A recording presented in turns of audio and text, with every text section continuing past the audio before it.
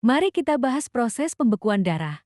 Pembekuan darah adalah proses kompleks yang melibatkan banyak faktor dan sel darah untuk menghentikan perdarahan dan menjaga integritas pembuluh darah. Tahapan pembekuan darah.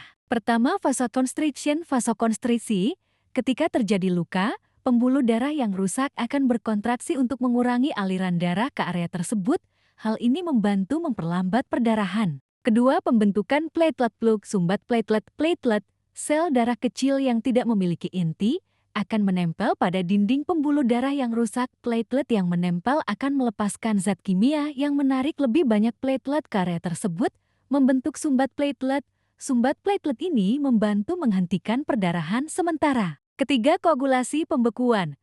Tahap terakhir dari pembekuan darah melibatkan serangkaian reaksi kimia yang kompleks yang menyebabkan pembentukan fibrin, protein yang membentuk jaring-jaring yang kuat untuk menjebak sel darah dan membentuk bekuan darah. Berikut adalah langkah-langkah utama dalam koagulasi. Aktivasi faktor koagulasi. Faktor koagulasi adalah protein yang bersirkulasi dalam darah dalam keadaan tidak aktif. Ketika terjadi luka, faktor koagulasi diaktifkan melalui serangkaian reaksi berantai. Pembentukan trombin. Aktivasi faktor koagulasi menyebabkan pembentukan trombin, enzim yang penting dalam proses pembekuan darah. Konversi fibrinogen menjadi fibrin. Trombin mengubah fibrinogen, protein yang bersirkulasi dalam darah, menjadi fibrin. Fibrin membentuk jaring-jaring yang kuat yang menjebak sel darah dan membentuk bekuan darah. Faktor-faktor yang mempengaruhi pembekuan darah. Faktor koagulasi.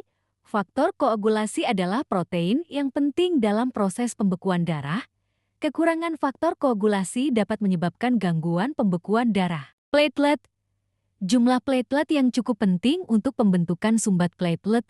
Kekurangan platelet dapat menyebabkan perdarahan yang berlebihan. Vitamin K.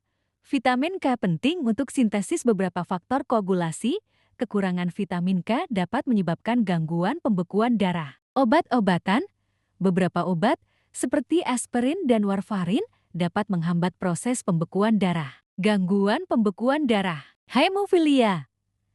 Hemofilia adalah gangguan genetik yang menyebabkan kekurangan faktor koagulasi. Hemofilia menyebabkan perdarahan yang berlebihan. Trombositopenia. Trombositopenia adalah kondisi di mana jumlah platelet dalam darah rendah. Trombositopenia dapat menyebabkan perdarahan yang berlebihan. Trombosis. Trombosis adalah pembentukan gumpalan darah di dalam pembuluh darah. Gumpalan darah dapat menghalangi aliran darah dan menyebabkan serangan jantung atau stroke. Menjaga kesehatan pembekuan darah. Makan sehat, olahraga secara teratur, menghindari merokok, mengontrol tekanan darah, mengontrol kadar kolesterol. Semoga penjelasan ini bermanfaat.